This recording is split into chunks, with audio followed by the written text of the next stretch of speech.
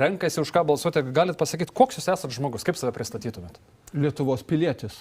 Pirmiausia, Lietuvos pilietis. Tai piliečiai visi kandidatuoja į prezidento rinkimus. Ne vieno nėra nepiliečio. Lietuvos pilietis.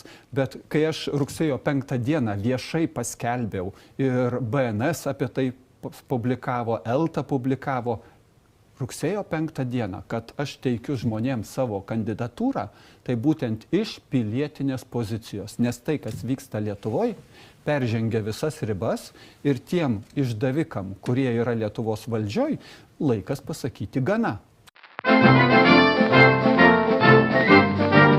Kodėl premjeras šiuo atveju, cituoju Šarūną Černiauską, negali paaiškinti jo verslą finansavusių pinigų kilmės ir tie pinigai yra tikrai dideli. Jis tikrai šiuo metu neatsako į tą klausimą. Jūs suprantat, kodėl? Atsakau žurnalistui ir jums. Atsakau abiem atvejais. Galima atsakyti į klausimus, kurie kitaip formuluojami. Bet kai klausimai yra formuluojami, štai kaip jūs suformulavot, tikrai dideli pinigai, kaip sakant, implikuojant iš karto nusikaltimą, čia taktikos gali būti labai įvairios. Todėl mano atsakymas būtų toks. Iš tiesų reikia, ir aš visą laiką argumentavau, skaidrumas, sąžiningumas, nebijojimas atsakymų ir iš karto nukreipimas tų klausimų tyrimui. Nes atsakys finansinių nusikaltimų tyrimo tarnyba, STT, mokesčių inspekcija. Jūsų nuomonė, reikėtų Lietuvai trauktis iš NATO? Aš taip tiesiai šviesiai paklausiu. Taip, pradžioj dar dėl grėsmės pasiaiškinam. Aš tada elementarų pavyzdį Lietuvos žmonėms sakau.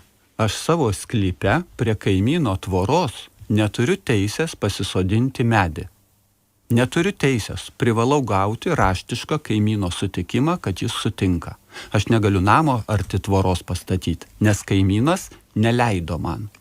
Kai mes tarp valstybiniuose santykiuose pamirštam šitą elementarę tiesą, kad mes savo veiksmus turim derinti kaip valstybė ir su kaimyno interesais. Taip, žiūrėkit, aš jums pacituosiu. Sutartis 91-ųjų su Rusija, kur ji kartu su Lietuva sutarė, kad šalis gali, štai paskaitysiu tiksliai, šalis pripažįsta viena kitos teisę savarankiškai įgyvendinti savo suverenitetą gynybos ir saugumo srityje, joms priimtinomis formomis prisidėdamos prie nusiginklavimo ir įtampos mažinimo Europoje proceso, taip pat ir per kolektyvinio saugumo sistemas, o sąveiko šioje srityje formos bus nustatytos atskirame susitarime. Ar tai nereiškia, kad mes susitarėm, kad mes galim būti NATO?